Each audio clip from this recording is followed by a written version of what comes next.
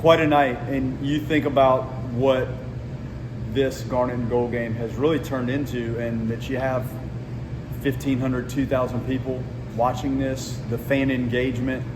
Randy Burdett, give him a lot of credit for thinking through how to execute this whole event, the home run derby, and then the fireworks and the creativity and the uniforms and the things that were created. It's not easy, and our equipment staff and our marketing staff, and Stephen Ponder helps us with everything that we do as our administrator. Pretty cool night, and I think it was neat for the fans. I know the game got away from us a little bit, and I wish we could have contained it, and we talked about the Gold team. You have to execute pitches, and somebody's got to make an above-average defensive play if you're going to snuff things out. And I think those 2 innings clearly got away from the Gold squad, and that combination usually bites you. And it's got to happen on the field to evade and escape and get off the field. You got to bang some really good pitches. At some point, you need to be able to punch somebody out, and somebody's got to perform defensively and execute.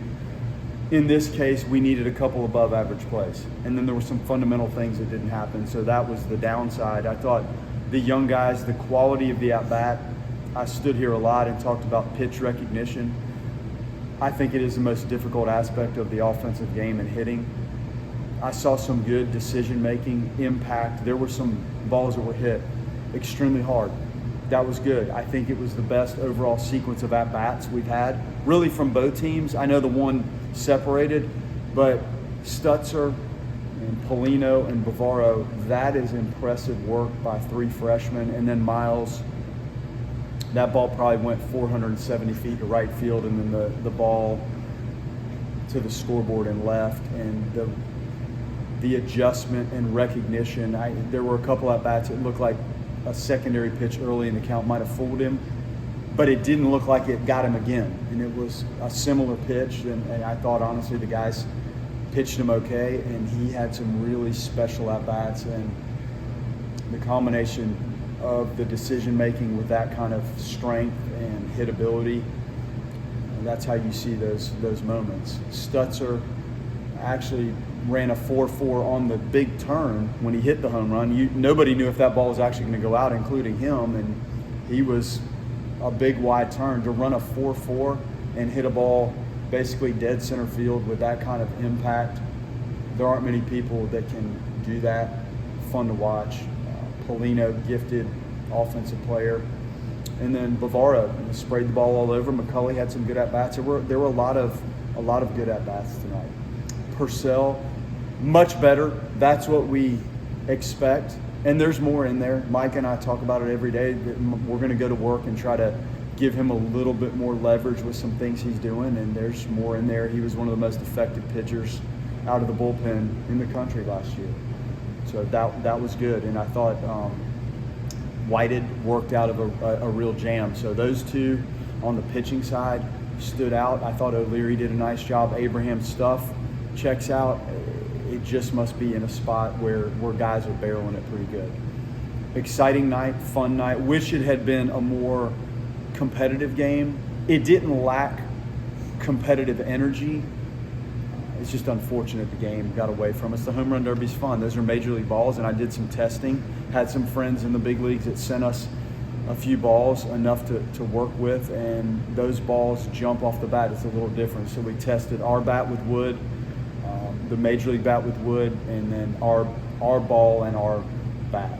So I kind of ran through the gamut. This was the first time we hit them. So we did it off of tees in a very controlled setting to try to get some readings on it. So it was interesting. But the impact with those, in the home run derby, it's kind of fun to watch.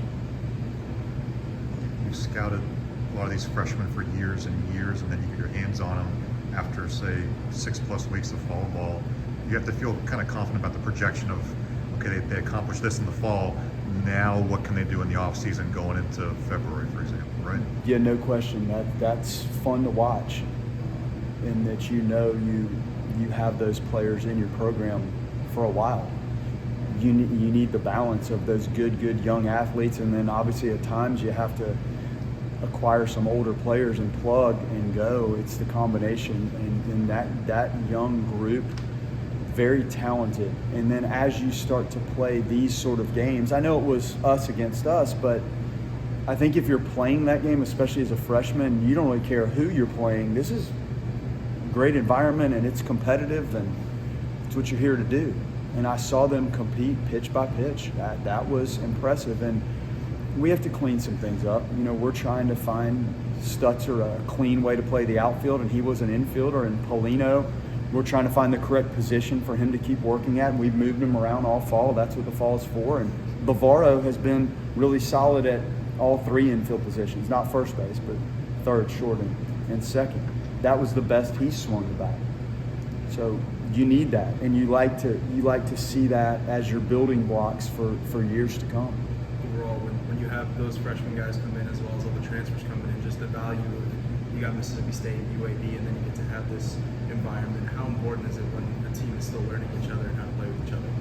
Yeah, it's the reason you create these things and you watch and you video and you have data in game. And I told the team, like, we've shown them all their video and we're into the metrics and some of the player development pieces that do take a little time, because you want to be sure if you're making a modification that it fits the player and it's correct. But this intense type of atmosphere and the outside games do provide the most realistic chance for you to assess what it feels like, what it looks like. And then we've created some video technology here where we get great footage of what they're doing, and then the TrackMan data and the other things that we do, even in the indoor cage, it's a good recipe for them, and we feel like we're moving everything in a logical, correct direction for their development. You talked a lot about Myles and what he can do, but seeing just the pitch recognition that you talked about, his ability to put the ball in play. I know last season, towards the end of the season, we saw that coming on. Yeah. What does that do for him as a ball player in this team going into the fall? Well, if you're gonna hit at a very high level, the pitching is only gonna get more challenging. So the better you become at figuring out what it is that you see, and it's more difficult the later you can see spin. Like if you see something out of the hand, that's an easier template for good decision making. So the later you recognize, and sometimes it's quite frankly hard to recognize at all, he's talking to me about things that lead me into thinking he's starting to figure some of that out. And I think this time last year, maybe not quite at that same level of studying and dissecting and sensing posture change, arm change, hand change, spin that cues you in when you've got 60 feet to make a decision and all of a sudden you've got 20 feet and then it's over with. So these things are split second, but you can see the dissection of what he's seeing and thinking and able to apply. Very impressive. Is there a guy maybe from start to finish of fall ball that maybe changed your view of who he is, what position he can play? I know we've asked you about a lot of guys these last few weeks, but anybody we haven't asked you about? Stutzer has been clearly very talented and had options, quite frankly, to be a pro out of high school. And he chose this for the work that we do. I think his work ethic, applying the things that we do off the pitch machines and in batting practice and on the bases, it's a unique trait for a very young player to be able to take it and apply it. And he doesn't overthink it, but he seems to think it the right way.